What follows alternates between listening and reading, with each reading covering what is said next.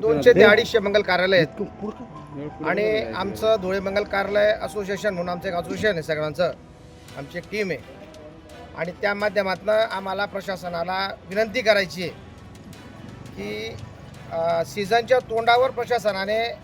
म्हणजे प्रशासनाने मुद्दाम जरी केलं नसेल तरी प्रशासनाने ऑल ऑफ दी सडन